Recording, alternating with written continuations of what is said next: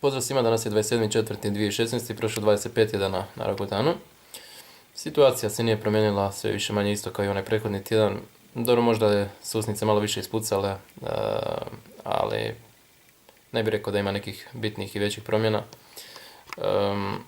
Situacija sa bolovima u leđima je poboljšana.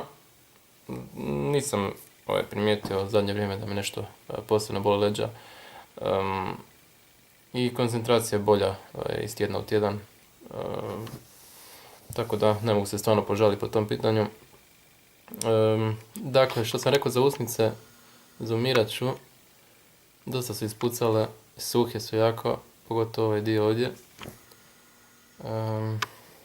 Ja to inače uobičajeno, to je ipak najosjetljivije područje. Ajmo zoomirati. Lijeva strana je standardna, nema akni.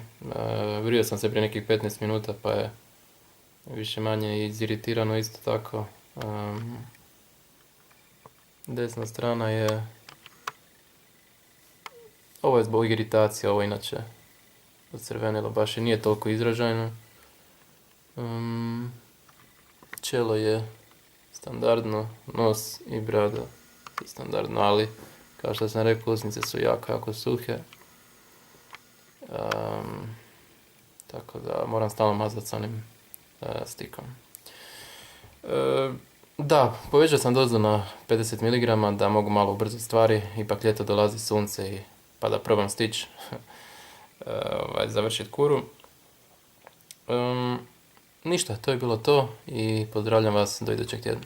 Bok.